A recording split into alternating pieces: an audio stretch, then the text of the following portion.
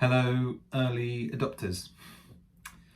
I wanted to make this video to talk about a doing map.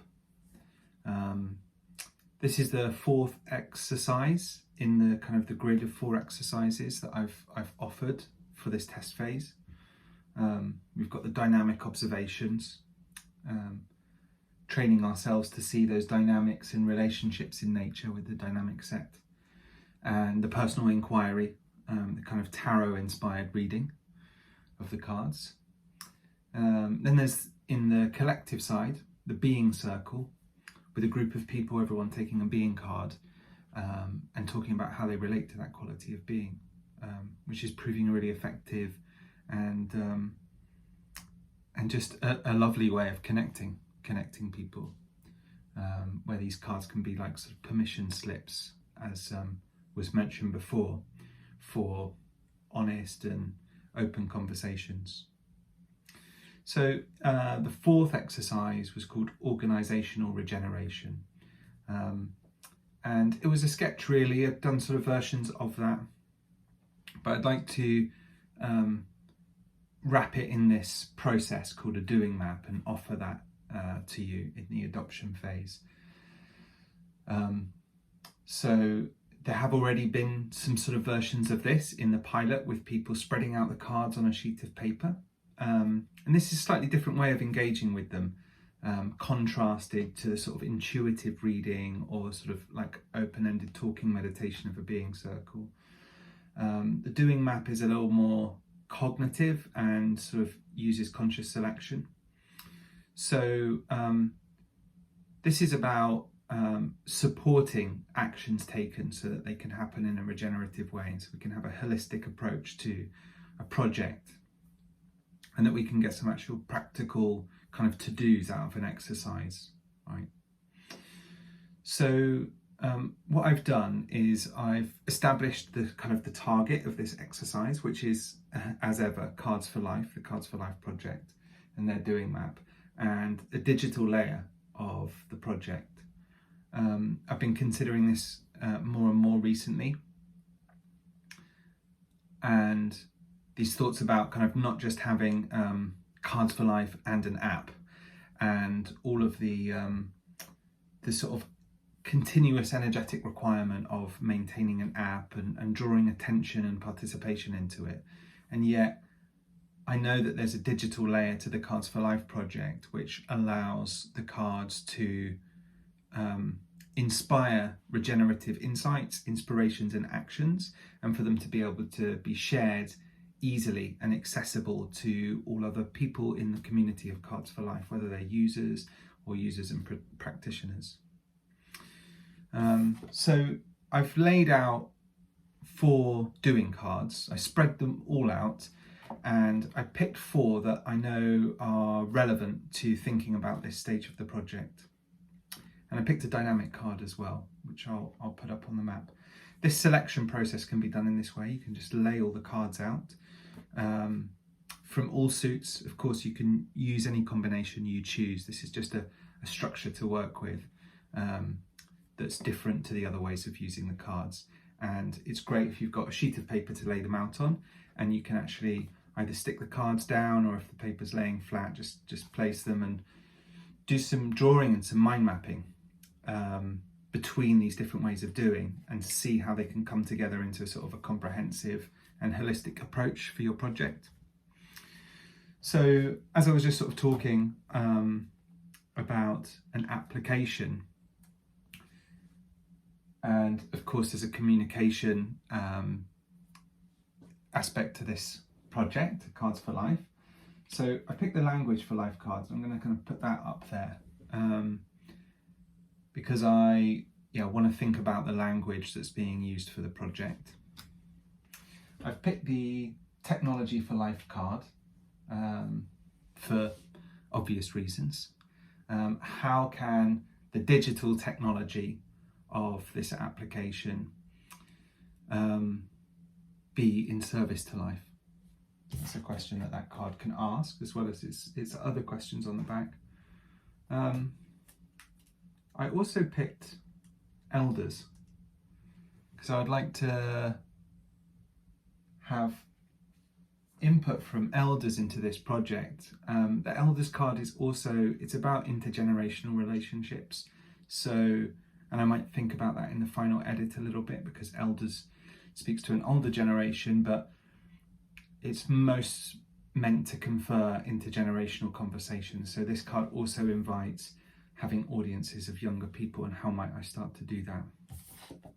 For instance, sharing the project with my nephews, who are 12 and 19, and asking if Cards for Life makes sense to them and how they might use the cards, and so maybe like broadening that kind of feedback. 3 horizons is a great way of mapping out a project's life into the future, and sort of positioning it in the space of, you know, business as usual, entrepreneurship, or sort of visionary. That card could be a workshop all in itself.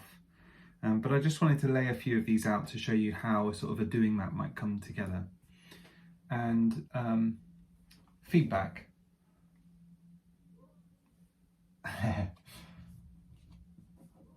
As a dynamic. So how can these areas continuously sort of feed back into the project, maybe in an ongoing way?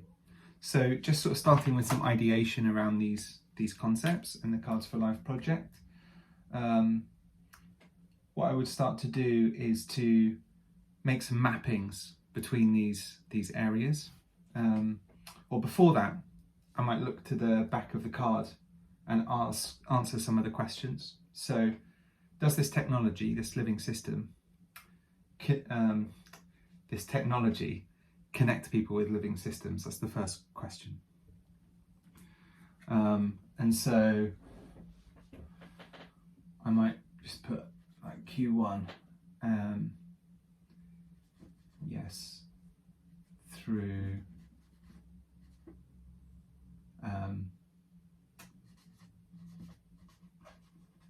dynamic observation, that first exercise. That's about taking people out into nature, you know, with the dynamics cards. So here I can start to interrogate the project from the Technology for Life card, and be able to develop some ideas about how the digital layer of the project is actually in service to and in tune with life, and maybe where it's not doing that. So my concerns around certain sort of financial models for maintaining and developing an app, I can kind of work out how to meet those challenges through my mapping with this card. Does it distribute or centralize power? Does it increase or reduce creativity? I think you know, that's an important part as well. Like, how can this application be generative and not sort of closed? Allow people to be creative and kind of open with how they're meeting the cards. So there's a lot to consider there that I could kind of explode around that card. Then thinking about the application from the point of view of language, the language of an app, what's sort of coming to me when I'm thinking about this card and that application is, I actually like, you know, the ecological concepts or words that we use in relation to the internet, like the web of life, the web of meaning, and also the cloud, and this sense of like precipitation, like ideas rising up and coalescing and then falling and nourishing soil, stimulating growth. And so actually this idea of a cloud, the Cards for Life cloud, that's a strong holding concept for me, which has a lot of attraction. And so because there's a dynamic of feedback actually between the contents of the application, what's shared in there, and that concept cloud for me, it's like stimulates, you know, the water cycle. It sort of holds that. And so what is the generative cycle of information that this application is allowing or enabling? So feedback, yeah, like that's going to be a function in the web layer. Like, how can people give feedback about their use of the application, and even to each other? So, you know, I would answer those questions in scoping the application about what the feedback mechanisms in this system for Cards for Life is.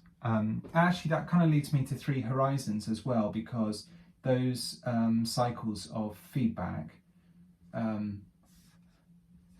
relate to how Cards for Life go from, you know, the current sort of available models to a more visionary model of, you know, a product which in its production is actually good for living systems, which is quite a tall order. That would be Horizon 3, you know, as opposed to just economy of scale, getting cards produced somewhere where materials and labour is cheap and then shipping them out or distributing them through the largest distributor that can keep prices low with an economy of scale. So what are the like iterations of the project, and like how can the physical project change and like respond to people's feedback on it over time? So how can it be an evolving project, I guess, is what I'm sort of coming to here. And feedback having pretty frictionless and like useful feedback mechanisms for the user base of the cards will be really important for moving through those horizons and really being entrepreneurial with this project. Elders, that's interesting. I think this is about having a generationally diverse range. It feels quite strong since I've been doing some being circles with some elderly people, and also getting feedback and sharing the project with younger people, sort of like late teens or early 20s and younger. The more I do that, the more I feel compelled about a kind of an intergenerational dialogue being facilitated with these cards, and that these changes in the world we're seeking to enact, a really big part of that is intergenerational exchange. And I'm really kind of noticing how, you know, certainly in like European aging populations, it's really important for that learning to go both ways, and not just sort of feel like, oh, we have to kind of wait for generations to get out of the way, you know, for the new change to happen. But like, how can that richness flow between generations? So this would be about, yeah, appealing to different age audiences.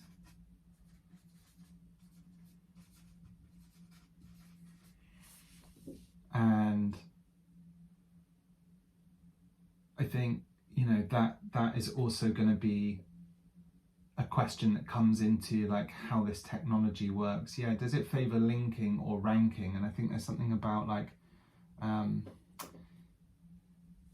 you know, having the most likes or the most views through an application. That's definitely not the sort of model, that attention economy thing that I want to go for.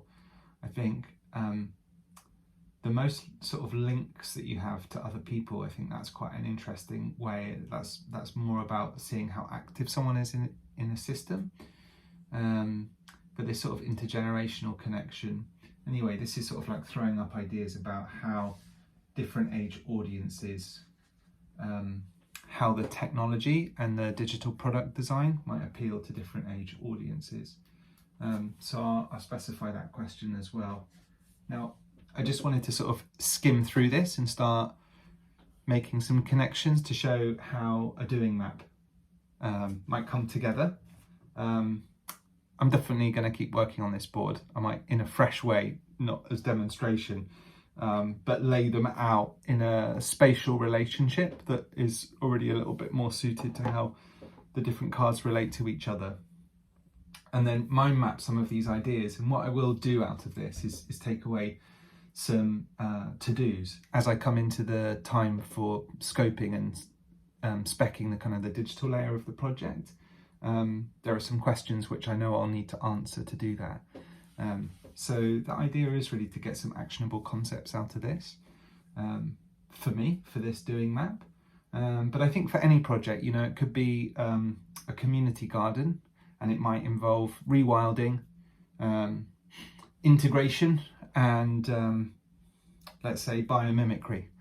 And so if a structure needs to be built there, could that be a geodome built of local materials, you know, to meet the biomimetic criteria?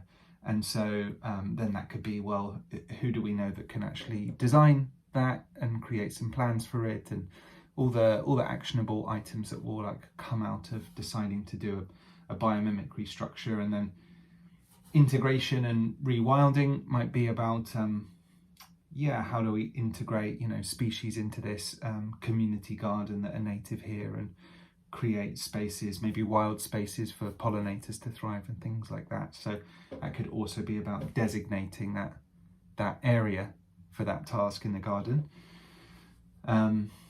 And then one might add like a being card into that mix as well, which could be chosen by consensus or just intuitively, and it might be something like gratitude in there.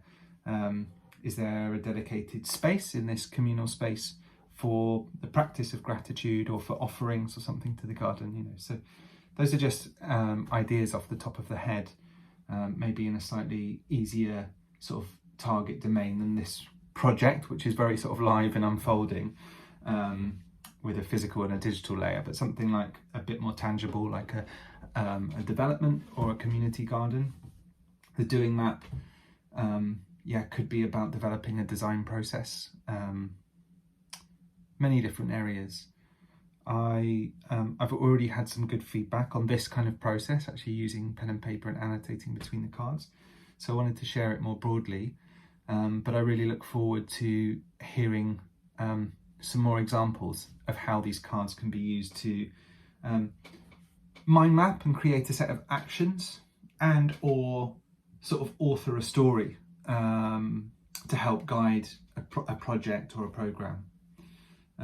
But the basic principle here is, with a focus on the doing cards, take a sheet of paper, lay out the relevant cards, and make some annotations between them as a way of sort of generating and furthering these ideas, and really using the questions on the back of the cards as prompts and stimulus for generating this kind of content about making a project more dynamic, more regenerative.